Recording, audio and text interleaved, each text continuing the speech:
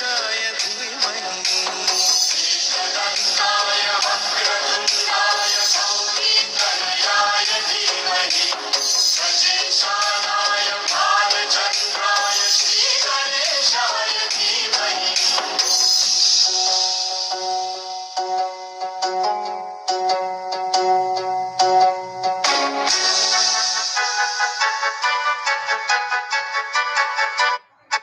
गीताय ग्रंथगेयाय ग्रंथांतरात्मने गीतलीनाय गीताश्रयाय गीतवाद्यपटवे गेयचरिताय गायकवराय गन्धर्वप्रियकृते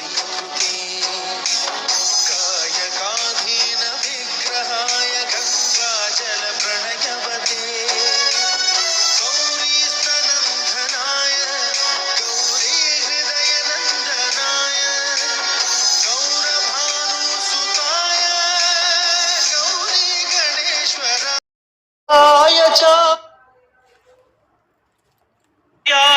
सोमाय च मंगलाय बुधाय च गुरु शुक्र शनिर्भश्च राहुवे केतवे नमः।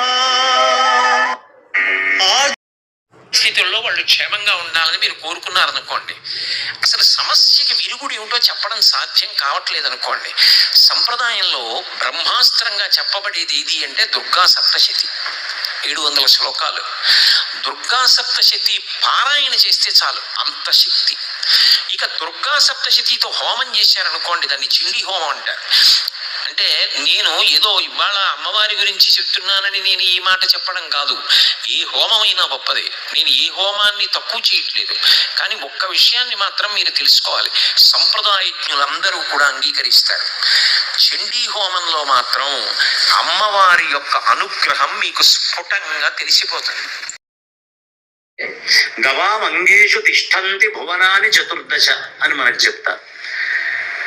ఈ గోవు పృష్ఠానికి దండం పెడితే విశేషము అని చెప్తే, అంతకంటే విశేషం ఏమిటయ్యా అంటే, గోవులో నుంచి దూడ బయటికి వచ్చేటప్పుడు దూడ యొక్క ముఖ భాగం ముందు బయటికి వస్తుంది.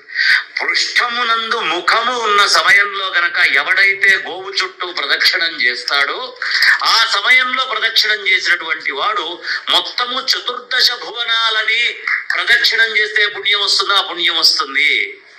చేస్తే ఆ రోజు అగ్నిని ఆరాధన చేసినట్టు. అట్లా అగ్నిని ఆరాధన చేసిన వాడు ఎవరుంటాడో ఆయనకి ఆ అగ్ని యొక్క అనుగ్రహ విశేషం చేత సమస్తమైన ఈప్సితములు నెరవేరి ధార్మికమైన బుద్ధి కలిగి పాపములు చేయకూడదనేటటువంటి చింతన కలుగుతుంది.